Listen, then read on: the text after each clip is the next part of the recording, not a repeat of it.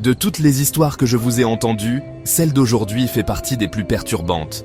Pas de gore, pas d'images choquantes, mais une atmosphère si oppressante et une séquence finale si dérangeante que je préfère vous prévenir. La suite peut vous hanter longtemps après avoir éteint votre écran.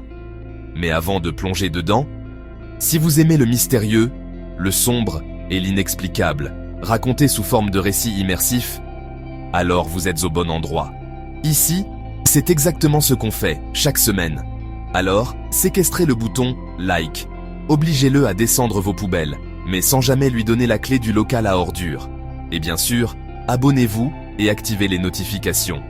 Très bien, entrons dans l'histoire. En 1993, dans une petite ville du nord de l'Angleterre, un couple de quadragénaires, Martin et Rebecca Harlow, visite une grande demeure victorienne mise en vente à un prix étonnamment bas.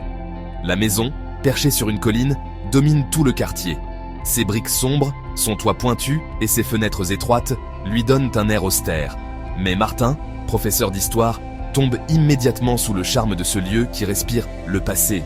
Rebecca, infirmière, se sent plus hésitante. Dès le premier pas à l'intérieur, elle dit ressentir comme une pression sur la poitrine. L'agent immobilier, un homme nerveux, leur explique que la maison est vide depuis près de 10 ans. Le dernier propriétaire a disparu. On n'a jamais su ce qu'il était devenu. Mais pour Martin, c'est une aubaine. Il insiste. Quelques semaines plus tard, ils achètent la maison. Au début, tout semble aller.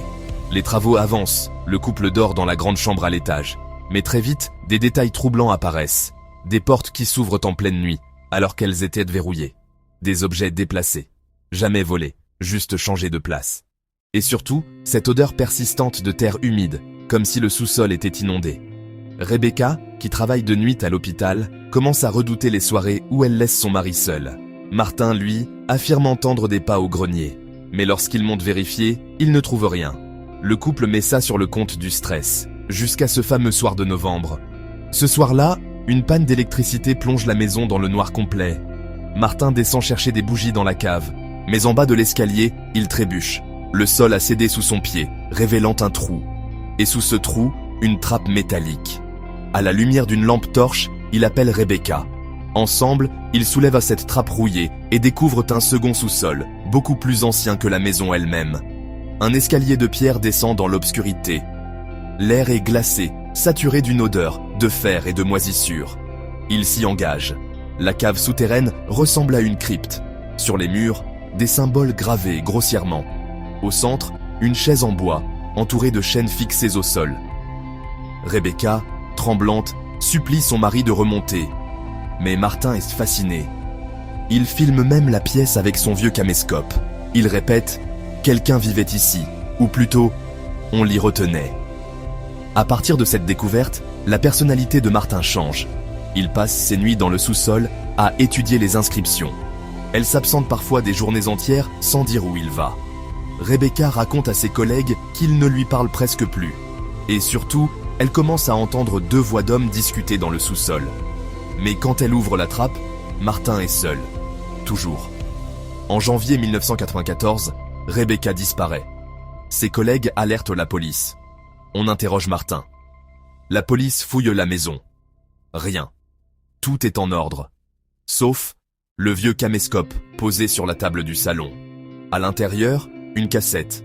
La vidéo commence banalement. Martin filme le sous-sol secret, commente les gravures, la chaise, les chaînes. Sa voix tremble d'excitation. Puis, soudain, il pointe la caméra vers l'ombre du mur et dit distinctement « Montre-leur ». Et l'ombre bouge. Alors que Martin ne fait aucun geste, quelques secondes plus tard, on entend Rebecca crier son prénom, hors champ. La caméra tremble, puis s'éteint brutalement. C'est la dernière image connue de Rebecca Harlow. La police fouille de nouveau la cave, brise même le sol. Rien. Pas de corps. Pas de sang. Pas de preuves directes. Mais Martin, de plus en plus incohérent, est arrêté. Un matin, les gardiens le trouvent pendu. La maison est laissée à l'abandon. En 2007, un promoteur rachète le terrain. Les ouvriers trouvent la cave souterraine, entièrement murée. À l'intérieur, rien qu'une chaise brisée, et sur le sol, un caméscope. L'étiquette, Rebecca.